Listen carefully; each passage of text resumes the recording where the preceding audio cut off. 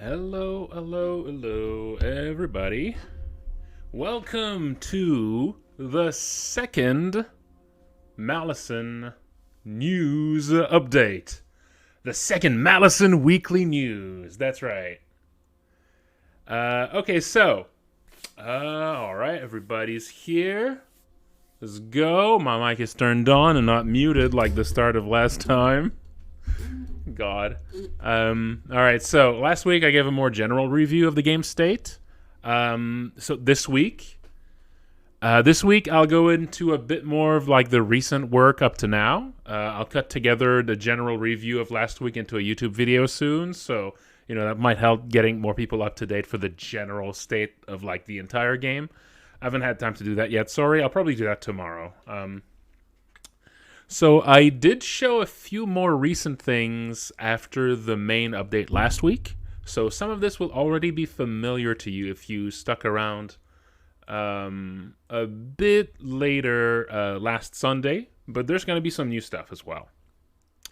Also, there are some light spoilers incoming, but no big stuff, just early game locations and stuff. I'm not really... Like, the stuff I've been working on has been just early game stuff in general, so...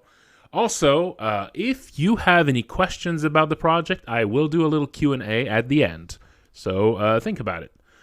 Also, after this update stream, I will take a short break, and then I'll stream playing some game. I'm not sure yet which. I think I'll keep playing Lunacid.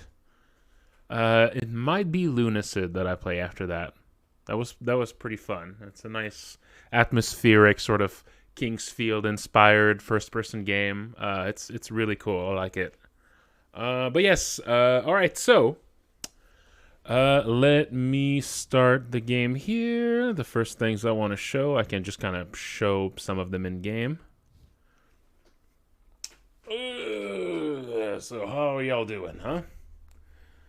Hey, Exaltine, how's it going?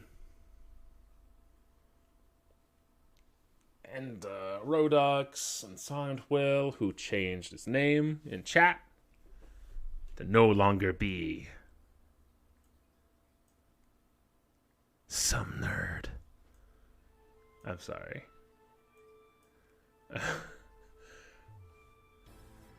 Always. So floor is lava and Whoopooroo's forever okay? Alright, so let's have a little show and tell.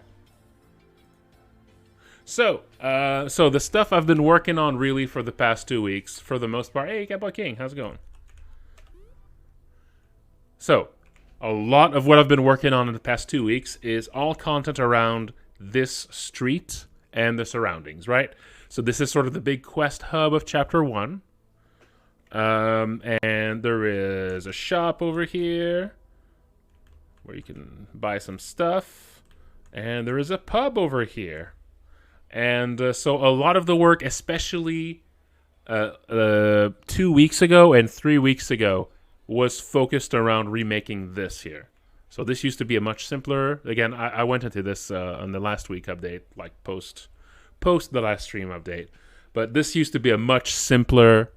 much more like straightforward little building with only like important NPCs and no like crowd. And I wanted to really work on improving the atmosphere of that location, really make it feel like this warm, crowded pub with a bunch of people.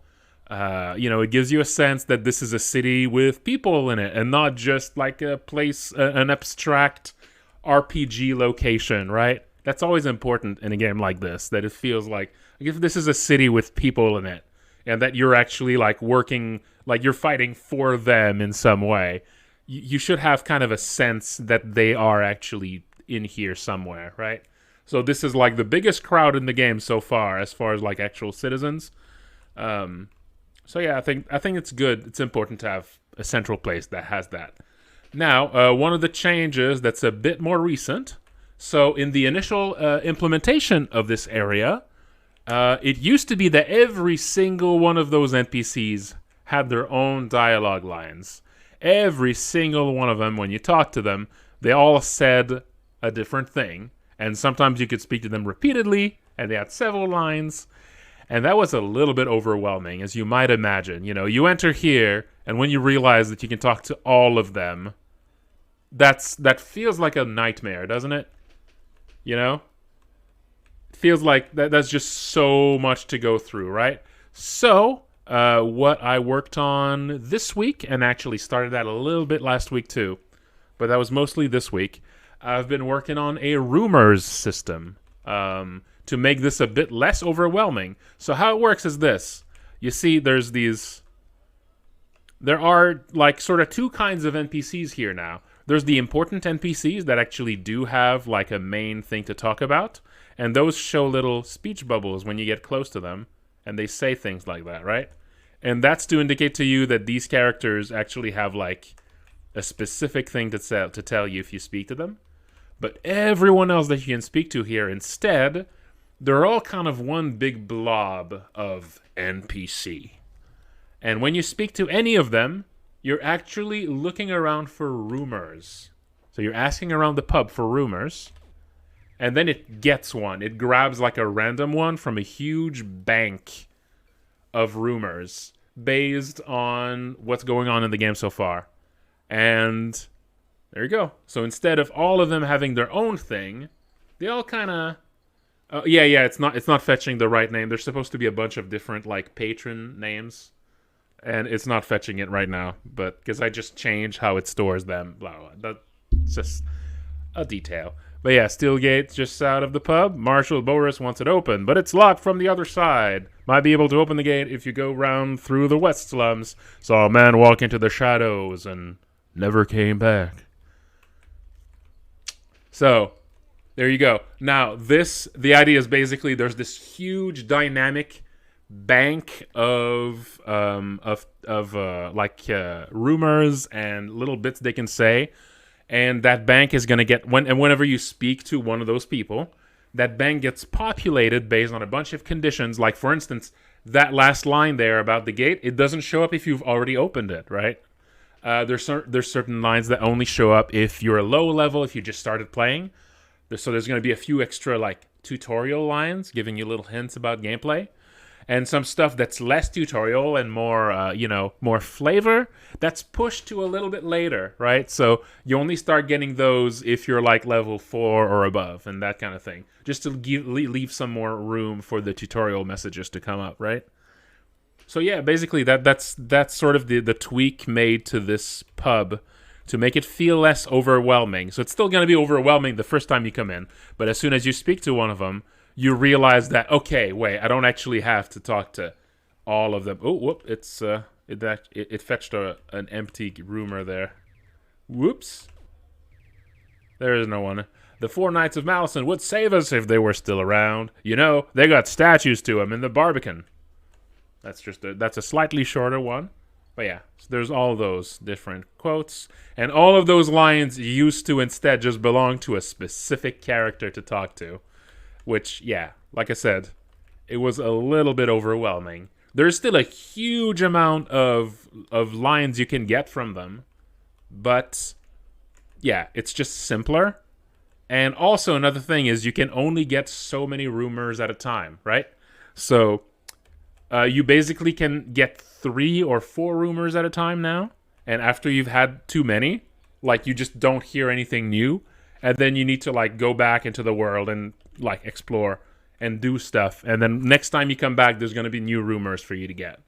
So you can't just stay there and like click constantly forever. You just need to come back later. So that's also to prevent people like just killing the game's pacing entirely because they want to just exhaust all of the dialogue lines, right? Just want to keep that from happening, from really messing with the atmosphere. There might be a way to get a few more rumors. I was considering maybe a thing where, like, if you exhaust the rumors, maybe you can go speak to the barkeep and like pay some gold to like buy a round of ale for everybody, and that could like reset and you can get more or something. Like something like this if you just really want to. If you're willing to even spend resources to get more rumors, then you should be able to, right? But yeah. Yeah, okay. That's the King Street pub changes. All right. Next, the Main Street quest. So this here is some new stuff here.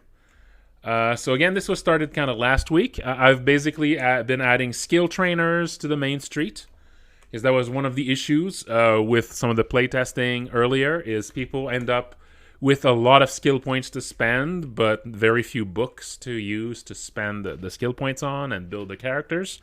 So I decided to just put a few trainers in Main Street that just kind of give you basic access to a bunch of like low tier skills.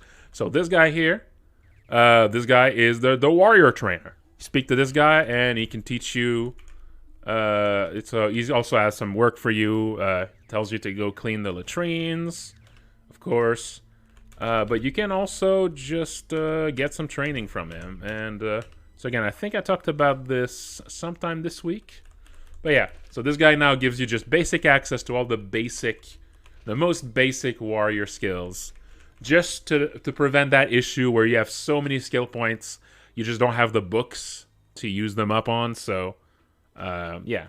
So just some basic access. So he can only teach you like level 1 of each of these. Right?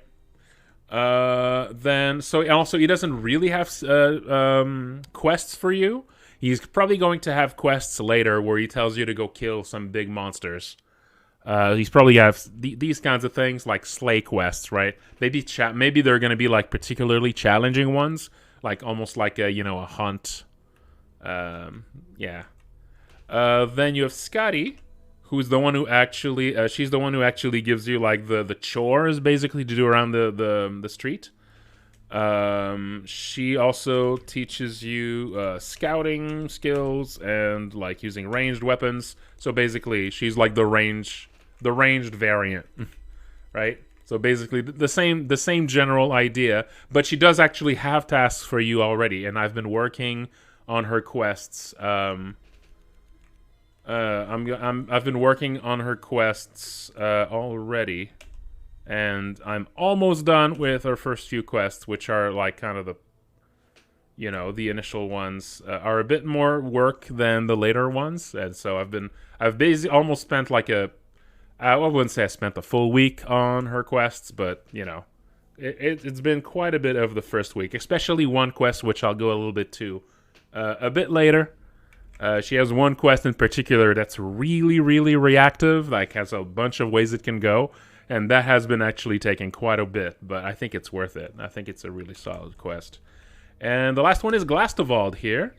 You can tell they're all very sketchy sprites right now, but that's fine for now. So Glastovald is one of the wizards. And the wizards in Malison are kind of going insane. They're all kind of losing their minds one by one. They're all getting weird visions of strange, absurd-looking creatures. If you've been waiting in the chat before the stream starts, you've probably noticed some of the monsters that show up are like more absurd and like weird, like dream, colorful looking. Those monsters are kind of the things that they see. Like they see those monsters just everywhere. It's like they're losing their mind, or maybe they're seeing through the veil or something, and that's kind of the thing happening with their wizard eyes. There you go, and of course he also teaches you some wizard skills. You have to look a little bit more to get the opportunity to learn, but yeah, still basically same thing, just to give the players like sort of a basic. Kind of a basic access to like some of the main like wizard skills, and he also trades you actual like wizard spells. Also, Skadi sells a bunch of arrows too. But yeah, so he has gives you access to a bunch of wizard spells here. So if you want to build a wizard, this is one way to do it.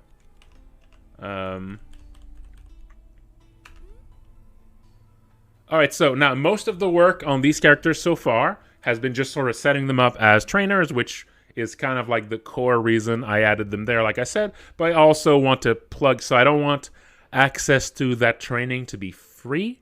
I want you to have to do stuff. So right now they're just giving you access to the training right away.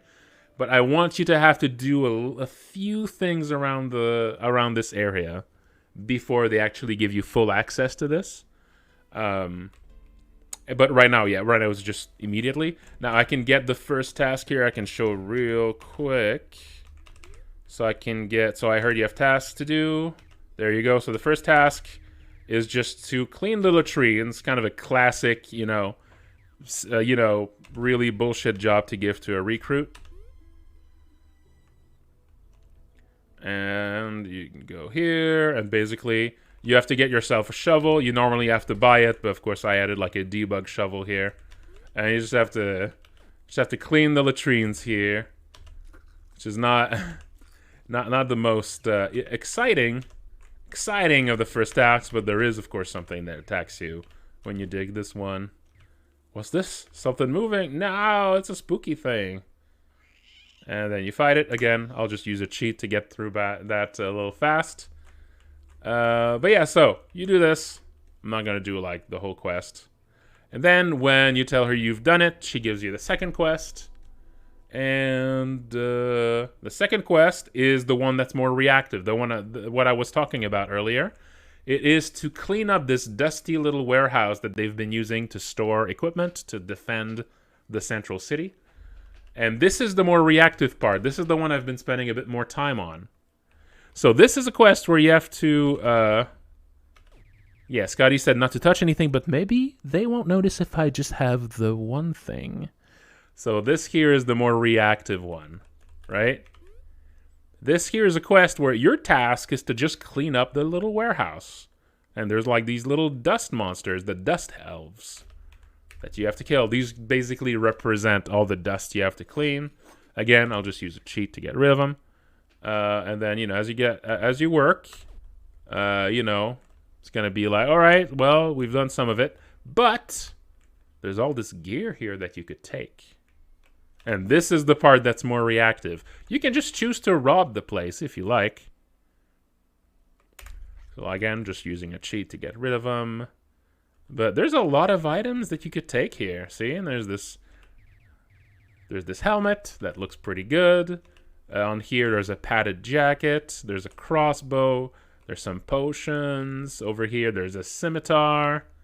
And when you first look at an object, the game warns you, Skadi told you to not touch anything, but maybe you could take one thing, right? So that's the part that I really like about this quest is it's essentially a quest where you can pick one reward for it, right?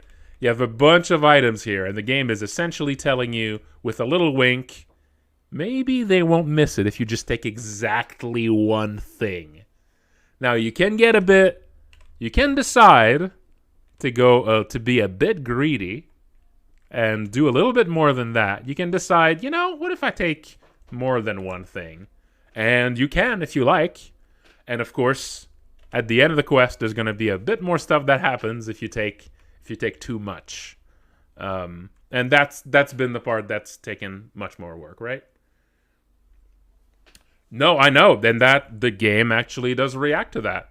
The game actually does react to you not taking anything. But that's the point, right? That's part of why this quest, even though it's a fairly simple thing, basically the idea, that part isn't done yet, but I'm almost done. It's like all written. I just need to like script it. But basically, when you leave here, Skadi's going to be right outside to go check out what you did. And at this point, it's going to check how many items you picked. Which items did you pick? Did you pick a lock? Right? So did you open this lock gate here? If you could open it, if you broke the door, oh boy, now you're in trouble. If you picked the lock, it's not... Oh, that's a glitch. So if you picked the lock, that's not as bad. But if you destroyed... Like if you broke this crate here to take what's inside, that's not very subtle. She's going to notice you did that, right? So yeah, it's stuff like that. So there's a bunch of things that it checks over all the specific things you did in this room. And if you did something that's more subtle... She's not gonna notice it, and if she does notice it, Then depending on what you did with her previously, like did you do a lot of trading with her? How much is she like already trusting you at this point? She might let it slide if she sees you took a little bit more. She might be a bit more trusting, that kind of thing. And if you've been really rude, then she's not going to take any shit. And, you know, you can imagine all the ways it can go. But yeah, so that's the part that has made this second quest a little bit more work than the usual. But I'm almost done with it, and I'm really happy with it so far. Now, one thing I've been considering is to actually push that quest from being the second quest to maybe being like the third quest, right? Because if her reaction depends a lot on what you've done before, then it's a good idea to have more stuff before it, right? That gives you more opportunities to either be good or like rude. Because that way it feels more like what you did in previous quests actually affects the outcome of this one, right? Well, if it's just the second quest, you know, the first quest, you don't really have a lot of opportunities to betray her or, you know, do right by her, right? So it doesn't have a lot to react to yet. So yeah, I've been considering to bring the third quest to be the second one instead. Or to maybe just come up with a completely new quest to give you opportunities to be like an asshole, right? Or to not be an asshole on that quest there before the dusting one. I'm not too sure yet on that. Right now I'm leaning towards just bringing the third quest to be the second. But yeah. Yeah, maybe. Yeah. And the third quest is going to be to clean up some corpses. So there's going to be some corpses on King Street. Again, this might become the second quest instead. There's going to be maybe, I think, 3 corpses on King Street. And your job is going to be to take those corpses and bring them back here and dig some graves for them, basically. And basically using the same shovel you used to clean the latrines to bury those corpses. And I was thinking there could be a bunch of ways this can go. Yeah, basically. Well, no, it's not. The militia isn't really the cleaning up faction, but you're the new guy. So you're the one who gets those jobs, right? That's the idea. But then the job after this is already a bit less of just a chore. After this, the task, if I remember, is to actually kill these 2 monsters here that are like guarding the entrance to the Barbican. Either that or it's opening the way to the... Yeah, I'm not sure. I don't remember. And here you can actually use the guards to help you kill this thing.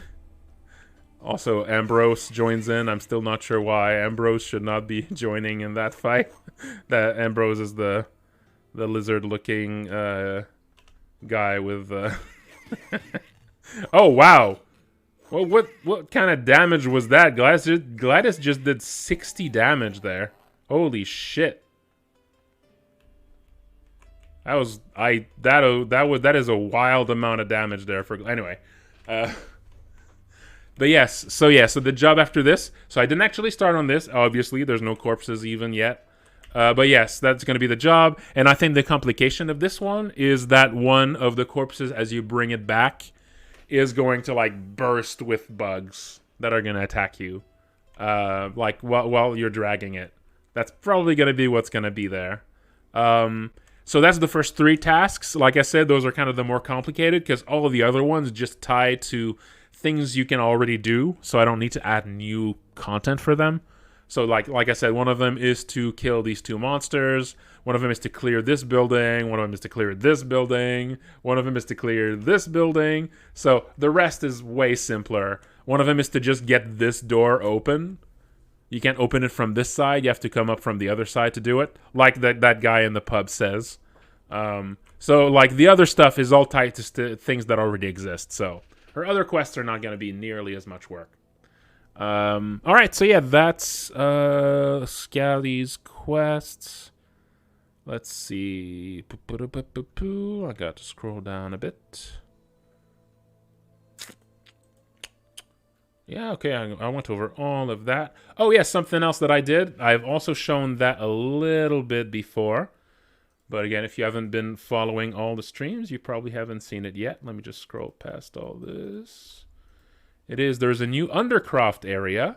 Also, if you've been waiting before the stream, the music for the Undercroft area is what I used as the little looping stream intro. There is this new spooky dark area right here, right at the very start of chapter 1, that you can get to with a secret, and it's just a spooky new place. A spooky new place. Let me see if I can put some volume on. Yeah, master volume is... There you go. Yeah, this is the spooky new place here that links the tower and the central Barbican.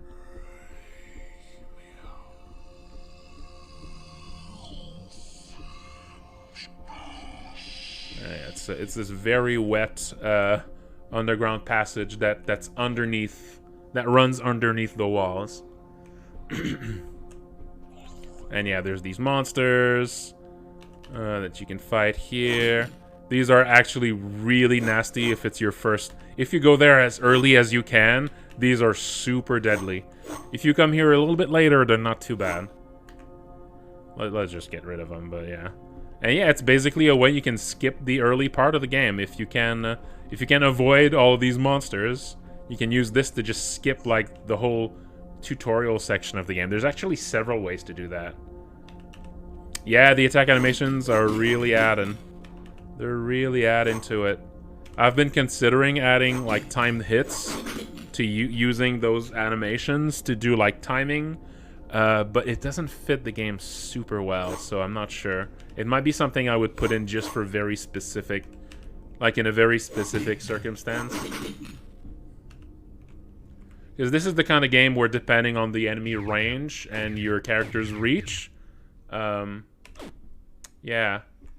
But this is the kind of game where, depending on your character's reach and the enemy's range, sometimes hits are impossible, and timed hits feel really weird in a game where sometimes you can just miss by chance, right?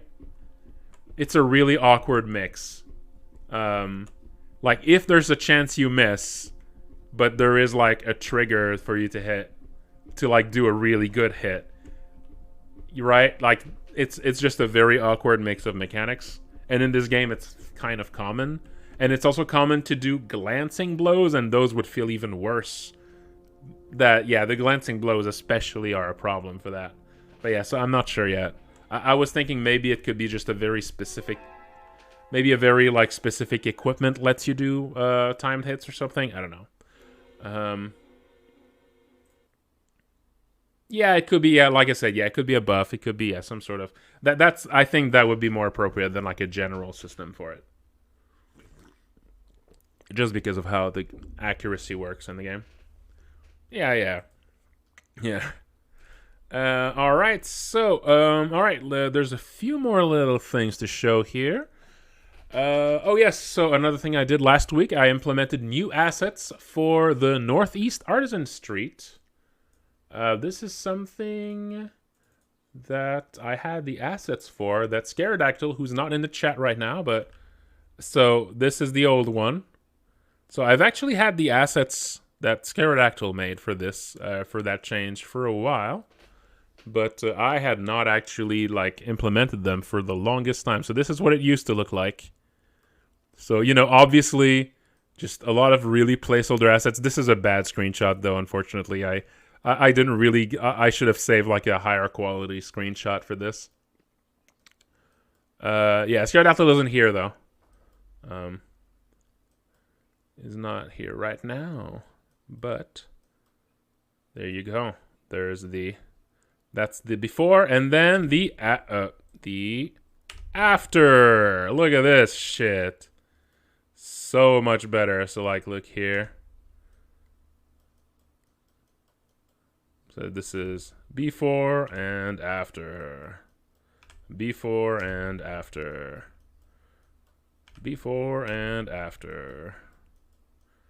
Here there's some there's some stuff I had to tweak here, so there's, you know, there's some weird lines, but this is before and after. Yeah, way better. Before and after. Before and after.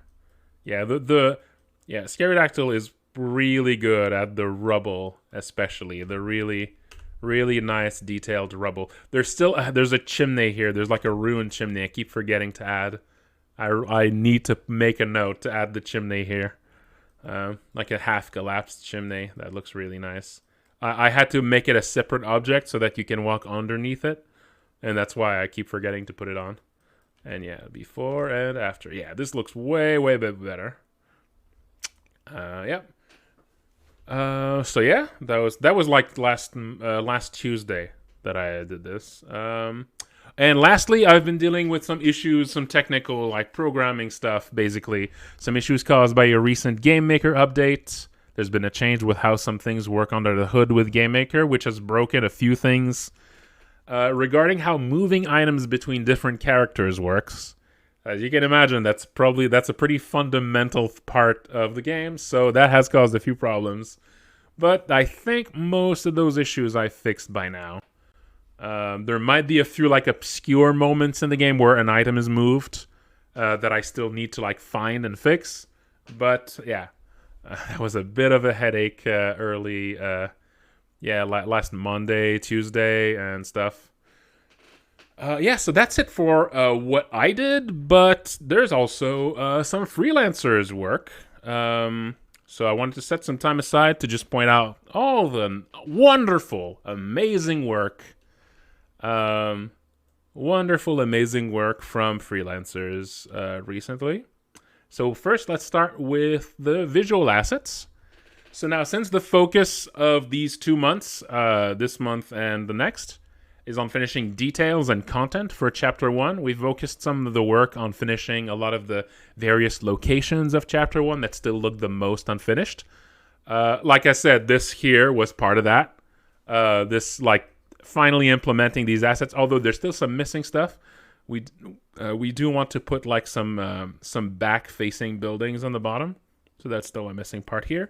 And also there's some extra details we're probably going to do in a second pass later. We want to put like some objects here, just some details, some extra little bits. But that's going to be in the future, like extra pass. But yes, there's some new environment art. Oh, is there an ad right now? Uh-oh.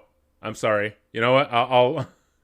I thought I prevented ads from starting at random. God damn it. All right. Oh, wait a minute.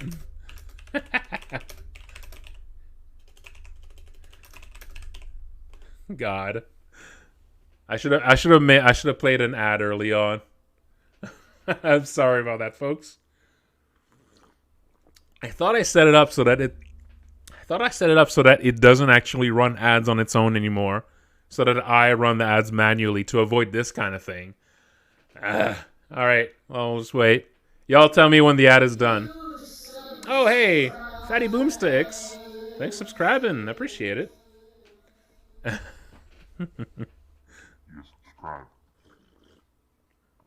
Thank you. All right, is the ad over? I don't know how long the automated ads are. I guess I'll use that. Oh, there's a Exaltine sub 2. Hey, thanks. Okay, we good? We good? All right, cool. The ad's done. Sorry about that. I thought I deactivated the automated ads. Okay. So, where was I? Yes. So, Scarodactyl has done a lot of really wonderful work so far. Like, he's the one who made these assets there. He's done a bunch of tiles for Chapter 2 as well. And right now he's been working actually on the streets that are just left of here. Which are the workshops. And so let's look here. So this is the current look of the workshops right now. Again, you can tell it's very placeholder tile-ish. Some parts of it look okay, but some parts are obviously unpolished. Just lots of like placeholder tiles, reused tiles. Yeah. So I'll give you a little bit of a look under the curtain here on how the process has been for these tiles. So basically what I do is that I do kind of a sketch like this, like a really rough sketch for how I'm imagining this area. Just blocking out maybe where details could go, the kinds of things, adding some labels. Here, this is the luthier that makes like violins. And yeah, you got the different... The weaver's workshop. So I basically just rough up some very general shapes here, and then Scaradactyl gets to work, and this is the current work in progress for the detailed version, and it looks really nice. I'm really happy with how it looks. Some of it, there's a lot of weird perspective sort of like stuff in the game, a lot of like weird warp perspectives. But since the game is kind of zoomed in, it tends to look okay. It tends to locally look fine. It just kind of looks wonky when you zoom way out, usually, right? But yeah, this looks really nice so far. Some stuff, is still missing some detail, but yeah, it's a work in progress. That's fine. But yeah, this is gonna look... I cannot wait for this room to finally look better, because this is such an early room in the game that looks so like ugly that yeah, it always feels awkward to playtest the game when some rooms look so unfinished, right? Especially early on, because it's like first impression of the game kind of. So yeah, I really cannot wait for all of this to be in the game. Yeah, it looks really nice. Okay, and after this, we have Unsound Will in the chat here. Will Holthouse has also been working on the West Tower. I've also set up a little comparison image. This one's going to be particularly stark. So this is the current look of the West Tower. Again, very placeholder. It just uses the same tiles as the Barbican, which is like the big gatehouse in the center of the city. Which is, obviously this is a particularly bad use of those tiles, because I knew this would get a rework later, so I haven't even I didn't really put a lot of effort in detailing, so this looks particularly bad right now. Hey, Konzit, how's it going? And this is the tower. This is the West Tower of the outer walls of the city. And this is the ground floor, right? Then you can climb up. This here is a ladder you have to kick down, because you can't leave. This is something you can enter right at the start of chapter 1. So you need to have a limited access to the top of the tower, or else you could break all the game's sequence, right? And then when you climb up, then the top half of the tower is ruined, is broken. So you have to go outside, and this is the path around the ruined tower. As you go in the ruins, and atop the tower is a nest of these pterodactyl demons, these pterosaur-like demons, in which you can find some stuff in the nest. So that's... and this is what Will has been working on. Again, sketches, obviously. There's not... this is all a work in progress, but look at this. This looks so much better. This actually feels like a tower. Look at this difference. God, I cannot wait for this to actually be in. Yeah, it is fantastic stuff. Yeah, Will really has a great sense of color. I love the painter-like look of how Will throws colors around. Is just fantastic. Cannot wait to have that in. And also, he's made a sketch for what the tower might look like from the outside. Which, like I said, the top of the tower is going to be ruined, so the very summit of the tower is going to be climbing on the outside. So that's a good sketch to have. But that's that's also looking really nice. That was that was the initial sketch of the concept for what the tower looks like. Yeah. So yeah, I am very excited to get to have the tower no longer look like this piece of shit. Look at it. Look at this is the placeholder tiles, right? This is like the tiles I made literally at the start of the project to just fill in space. And the very top of it has been like this since the very start. But yeah, cannot wait for this to be in there. All right, next up is what Catboy King has been working on. Catboy King in chat here. Now, this stuff I don't want to go into too much detail because it's kind of a secret, like a super secret area. I will probably be working on that sometime next month. And so when I start working on that, I'll probably have, I'll go into details then. But I want to keep the details of this area to a minimum outside of the streams where I'm specifically working on it. So this is here. This is the look so far. This is just preliminary work, just a starting work on the looks of it. But I really like just how humid and like the vibe of like humid and flooded. And I'm gonna definitely have to look into how we can maybe layer the two different tile sets here. So maybe this is gonna be 2 layers, with the topmost wood being 1 layer, and the bottom, like the water here, could be a bottom layer, because then you could have a reflection and some very subtle splashes as you walk through them, and that could look really, really nice. So we're gonna have to look into that. That could look, if it's really subtle, if there's little splishes, like what I did with the water puddles when it rains outside, and also in the Barbican, the flooded parts of the Barbican too. Yeah, that kind of little detail could look so nice. Mwah. Also, I'll definitely have like water dripping too, just to make it really feel damp and disgusting. Yeah, so this is like a rotten, disgusting basement, basically. And yeah, it is going to be quite a piece of work. It's going to be really something to work on that. Cannot wait to start focusing on this. But like I said, I want to keep the details thin until I actually working on it, because it is kind of like a big secret area. So yeah, love that shit. But yeah, this looks really fantastic already. Cannot wait.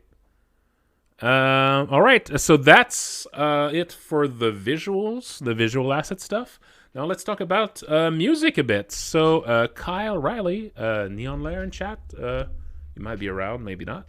And Jacob Ritz, also Ultra J Dude in chat, have been working on some new songs related to the mad wizards and the monsters that haunt them. I'm gonna show a little preview of both of them. So this here is called Broken Verse, and this is the theme of the Mad Wizards.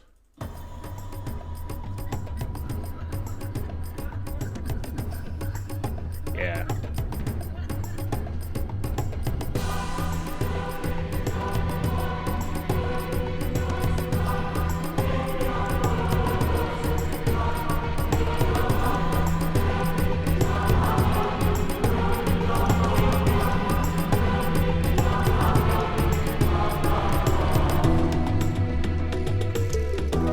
One thing about this is that it's really good, but it is a little like, for some of the early game wizards, we're gonna be. Is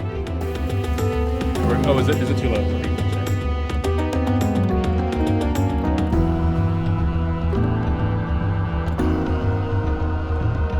So, for the early game wizards, it might be a little too extreme. Like, it gets pretty wild. And some of the earlier game wizards, like they need like a more mild version of that, right? That feels a bit more of a quote unquote normal theme song. That doesn't lean too much into it. So these are probably going to be more like for the middle game wizards and the late game wizards, and we might also have an even wilder version for the end game wizards. Yeah, so this is probably going to be like the second tier, and yeah, we'll be getting like a more mild and more subtle, less outright wild like version of it.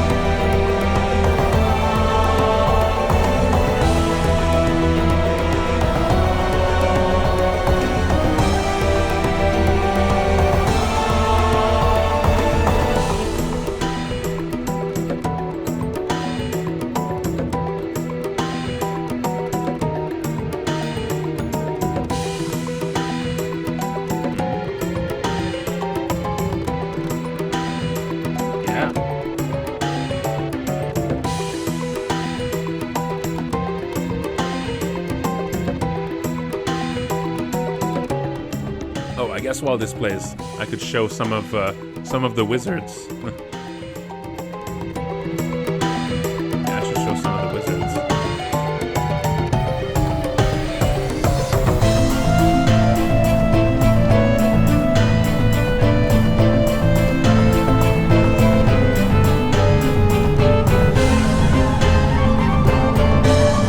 There's a lot of these are still very. I mean, they're basically all still very sketchy looking.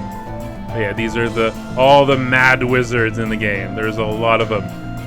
Some are more simple. Like I said, you know, for this wizard, that song is maybe a little too extreme, right? But you know, some of the wizards are a bit more extreme. So you know, we need a bit of a range in those songs because of that. This here is Philip. So these are actually the ones you meet in the first chapter. Are those here? So you know, they're a bit more mild. They need that slightly toned down version.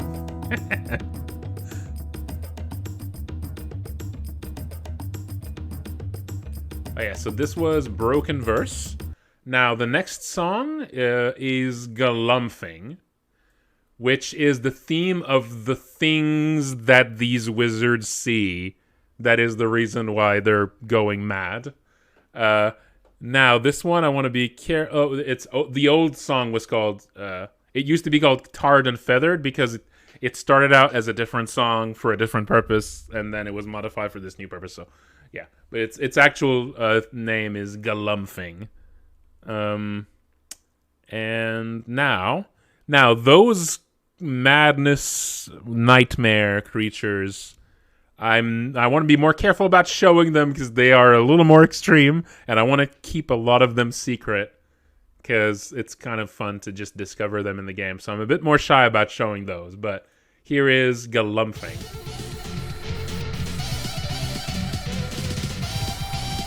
It's really good.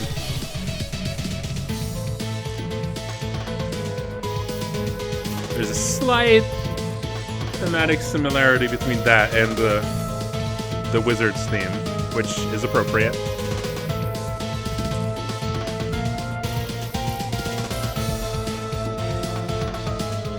Let me see if there's a few of those I could show that aren't too spoilery.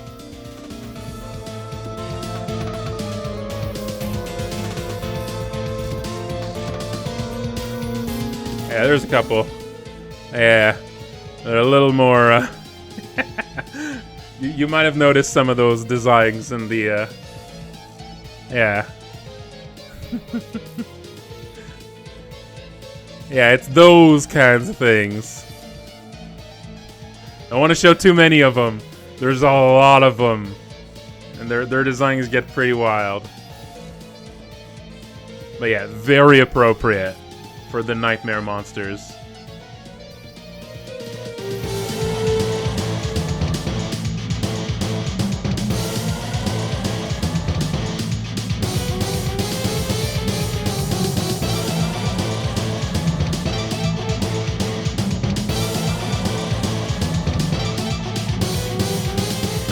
More. as if you are made by just mixing some of them together.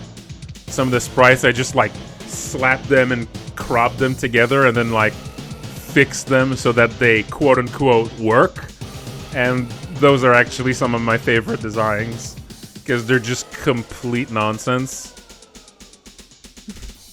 This has actually been a really... it's actually been a really good process to make more of them.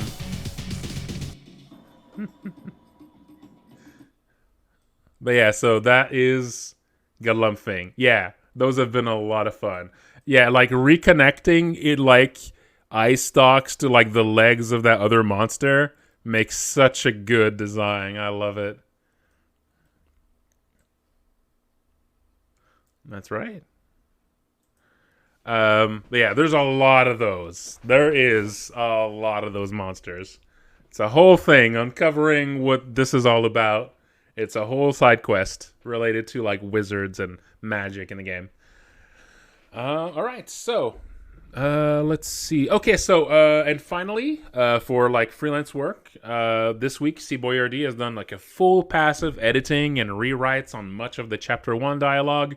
It's basically all done. There's just a few things left on with like the guards, and there's like a few things that are still a work in progress. But he's also added like a bunch of NPC descriptions and even like lore skill checks associated with descriptions. So there's some NPCs that if you check description on them, if you like examine them, depending on the skills of your party, you might actually get different like a party member might like notice something about that NPC that others don't, right? That kind of stuff. Just mostly just flavor stuff, but you know, it's fun.